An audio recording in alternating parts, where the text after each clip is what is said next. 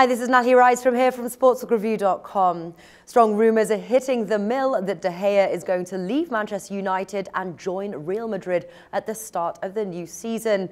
William Hill's in-play radio host Lee Phelps joins us now to tell us what he thinks of this situation here. So Lee, the question is do you think this will happen?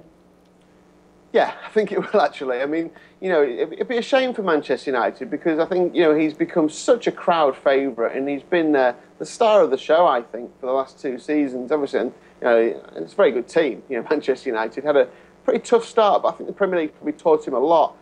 But, for a guy, going back to his home country, I think the lure would just be too much, Natalie. I mean, why wouldn't you go to Real Madrid? If Real Madrid came calling, even if you're at Manchester United, you'd go back, wouldn't you? What's the reason not to? It can't be anything to do with money because Man United have said they'll break the bank to keep him. Money doesn't come into it when you're that level. He's one of probably the 3 best keepers in the world at the moment. Playing for his country. Yeah, I think he'll go. I really do. And if he does go, then who will replace him?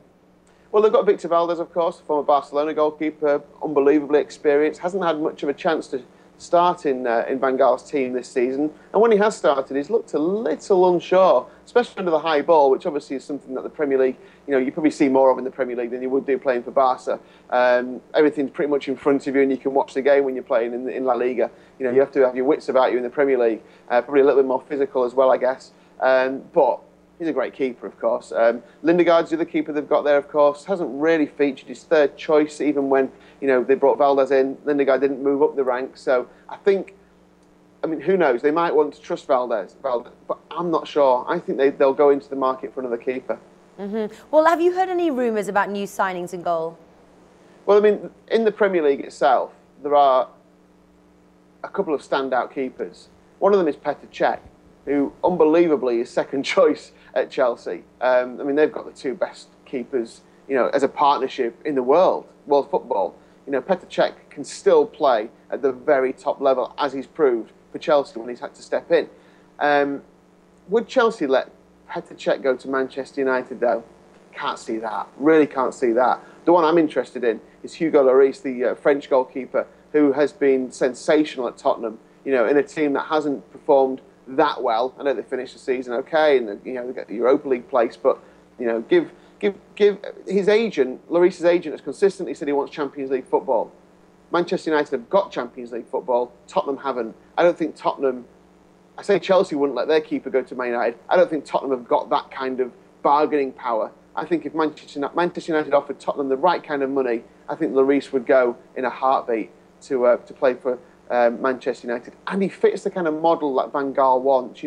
Obviously a fantastic goalkeeper, but someone who's confident and who can command that area and who can actually get involved in the play as well. So don't be surprised if Lloris is top of the Manchester United shopping list if De Gea goes. So let's just say De Gea does leave. How will this affect Manchester United's chance of, say, winning the Premier League title next year or ending up in the top 4? If they don't replace him adequately enough, it would obviously affect them. But I don't see Van Gaal. The way these things, from the outside, Natalie, we're looking and we're the speculation. They'll know what's going on at Manchester United, won't they? They'll know if Real Madrid have had discussions with him. It's not like they'll be kind of going, oh, I wonder what's going to happen. We're into June. The season starts in less than 2 months. So they'll have a plan. If he's going, they'll have already identified who they want to replace him, and they'll replace him with a top-level goalkeeper. So I don't think it'll impact that much. Maybe it'll be the difference between maybe 2 or 3 goals in a season, maybe. But I think the rest of the Manchester United team will improve to such an extent that I think it'll compensate a little, even if De Gea is missed. So I don't think it'll impact too much, notwithstanding the fact that if he does go, then they are losing one of the best keepers in the world.